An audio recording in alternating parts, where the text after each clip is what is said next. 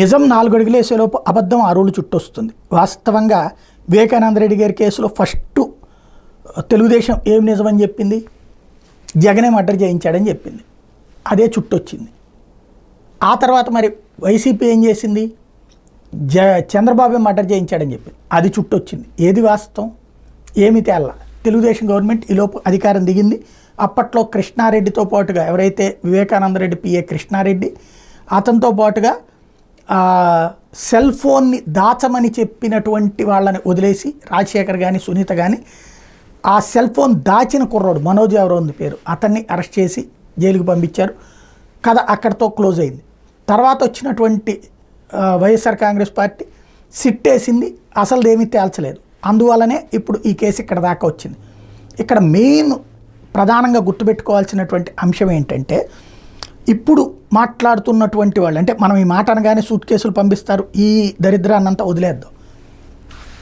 ఈ కేసులో సిబిఐ దర్యాప్తు కోరినటువంటి నేపథ్యంలో దర్యాప్తు ప్రారంభించారు. సుధా సింగ్ నేతృత్వంలో దర్యాప్తు ప్రారంభమైపోయింది. సుధా సింగ్ నేతృత్వంలో దర్యాప్తు వచ్చేదాకా తెలుగుదేశం హయాంలో సిట్ కానీ వైఎస్ఆర్ కాంగ్రెస్ పార్టీ హయాంలో సిట్ కానీ ఎవరిని అరెస్ట్ చేయాలి. నేను ఇందాక చెప్పినట్టు వాళ్ళని అరెస్ట్ వరకే జరిగింది. తర్వాత జరిగింది ఏంటంటే అసలు మర్డర్కి రీజన్ కనుక్కున్నారు. అందులో ఎవరైతే వీళ్ళిద్దరిది ప్రధానమైనటువంటి పాత్ర సునీల్ యాదవ్, దస్తగిరి, వీళ్ళకి సపోర్ట్ చేసినటువంటి వాళ్ళలో ఎర్రగంగిరెడ్డి ఇతర పేర్లు ప్రస్తావించుకుంటూ వచ్చారు.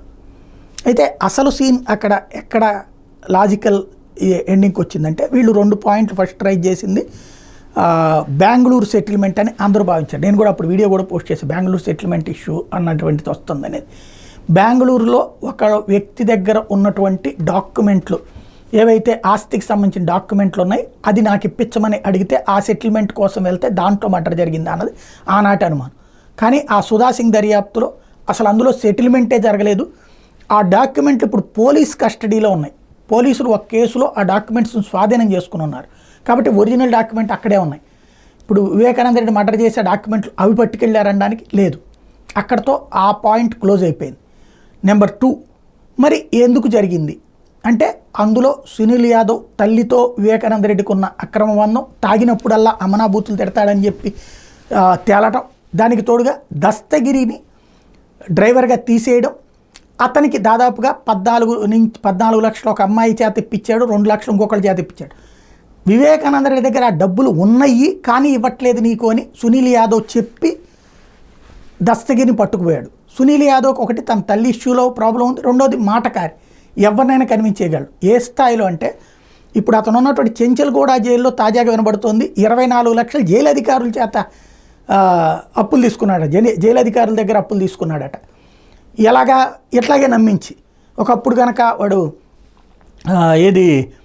మన చంద్రబాబు గారికి మోసం చేసినటువంటి వాడు ఉన్నాడు, కోలా కృష్ణమోహన్, నాకు లాటరీ వచ్చిందని, అట్లాగే ఉందండి నేను డబ్బులు బాగా దాచిపెట్టాను పక్కన అని చెప్పి నమ్మించి ఆ డబ్బులు తీసుకురావాలంటే కొంత ఖర్చు అవుద్దని చెప్పేసి ఇంటి అప్పులు కానీ 24 లక్షలకి చెంచలు కూడా జైలు అధికారుల దగ్గర తినేశాడట.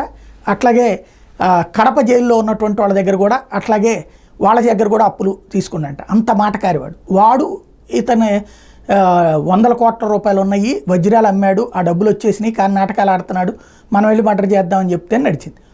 దీని వెనకాల ఇంకెవరు సహకారం ఉన్నది అనేటువంటి విషయం కంటే ఈ ఇద్దరు మెయిన్ అయ్యారు. సహకారం ఎందుకు ఉంటుంది, ఈ సునీల్ యాదవ్ చెప్పుకొచ్చాడు, వాడు మనకు సహకరిస్తాడు, వీడు మనకు సహకరిస్తాడని. అది నమ్మినే మర్డర్కి దిగాడు దస్తగిరి. ఫైనల్గా దస్తగిరి అక్కడ కథ నడిచింది. ఇప్పుడు ఈ కథ అంతా ఇప్పుడు ఎందుకు చెప్పాల్సి వచ్చింది, జగన్ ఏమైనా సూట్ కేసులు పంపిస్తున్నాడంటే అది కాదు పాయింట్. అసలు లాజిక్ ఇక్కడ ఉంది. ఎప్పుడు ఈ వ్యవహారం పతాక స్థాయికి చేరింది, అవినాష్ రెడ్డిని ఈ లాస్ట్ 2 ఇయర్స్ నుంచి. ఎందుకని, కరెక్ట్గా ఎలక్షన్స్ ప్రారంభమయ్యాక జగన్ని ఓడగొట్టడం కష్టం అనుకున్నప్పుడు, ఓ పక్కన తెలుగుదేశం జనసేన కలుస్తున్నా కష్టం అనుకున్నప్పుడు ప్రారంభమైంది ఈ అంశం. తద్వారా మొరల్గా జగన్ని దెబ్బతీయటం, కుటుంబ పరంగా జగన్ మీదకి తీసుకువెళ్ళడం. ఇక్కడ ఎవరు పాత్ర పోషించారు, సుధా సింగ్ దర్యాప్తు పూర్తవుతుండగా అకస్మాత్తుగా సుధా సింగ్ని తీసేశారు. అసలు వాళ్ళని అరెస్ట్ చేసే టైంలో దస్తగిరిని ఇంకో 2 రోజుల్లో అరెస్ట్ చేస్తారనగా సుధా సింగ్ని తీసేసి రామ్ సింగ్ వచ్చాడు. ఎందుకు, ఇక్కడ నేను పేరు ప్రస్తావించను, ఒక మహాశిఖరం, ఆ శిఖరం సహకారంతో సిబిఐ చీఫ్గా వచ్చినటువంటి వ్యక్తి తన గురుదక్షిణ తీర్చుకోవడానికి సిద్ధపడ్డాడు. జైస్వాల్ ఎవరైతే అప్పుడున్నటువంటి సిబిఐ చీఫ్, అప్పటిదాకా ఈ కేసుని ఒక కోణంలోనే చూసుకొచ్చారు. అకస్మాత్తుగా ఒక మహాశిఖరం ద్వారా ఆ పొజిషన్కి వెళ్ళినటువంటి ఆయన కృతజ్ఞత తీర్చుకోవడం కోసం అర్జెంటుగా రామ్ సింగ్ని పంపించారు. ఈ రూట్లోకి తీసుకొచ్చే ప్రయత్నం చేశారు. వాస్తవంగా అవినాష్ అరెస్టు డ్రామా వెనకాల ఉన్న కథనం అదే. అవినాష్ చివరిలో కోర్టుని అడ్డు పెట్టుకుని 4-5 రోజులు అరెస్ట్ ఆపించుకున్న రీజన్ అదే. ఏంటంటే తను దిగిపోయే రోజుల్లోపు అవినాష్ని అరెస్ట్ చేసి జైల్లో పెట్టేసేస్తే తను కృతజ్ఞత తీర్చుకున్నట్టు అవుతుంది. అలాగే ఆ శిఖరానికి తనని ఆ ప్లేస్కి తీసుకెళ్ళినటువంటి ఆయనకి గురుదక్షిణ చెల్లించుకున్నట్టు. ఇక్కడ ఒకళ్ళకొకళ్ళు గురుదక్షిణ చెల్లించుకోవడం అనమాట. అందుకోసం కేసు పక్కకి వెళ్ళిపోయింది. అక్కడ అసలైనటువంటి కథ మారింది. అయితే ఇతను ఈ 4 రోజులు ఆపుకోవడం, దాని కారణంగా చివరికి సిబిఐ కూడా అరెస్ట్ చేయలేకపోవడం, పోలీస్ ఫోర్స్ని అంతా అడ్డుపెట్టుకుని తనను తాను కాపాడుకుంటూ అవినాష్ రెడ్డి వచ్చింది అతని రిటైర్మెంట్ కోసం. ఆ తర్వాత కోర్టు కూడా ఏం తీర్పిచ్చింది? అతను అరెస్ట్ చేయొద్దని తీర్పిచ్చింది. అరెస్ట్ చేయాలనుకుంటే వెంటనే చేసి బెయిల్ ఇవ్వండి అని తీర్పిచ్చింది. హైకోర్టే తీర్పిచ్చింది. అక్కడ కోర్టుని తిట్టాం. సుప్రీంకోర్టు ఏం చెప్పింది? రామ్ సింగ్ని తీసేయమని చెప్పింది. ఎందుకు తీసేయమంది? ఇంటెన్షన్ కనబడుతోంది కాబట్టి. తెలంగాణ హైకోర్టుకి పంపించింది. హైకోర్టు కూడా అదే పాయింట్ రైజ్ చేసింది. కాబట్టి లాజిక్కి అందనటువంటి మ్యాజిక్లు తెర వెనకాల చాలా ఉంటాయి.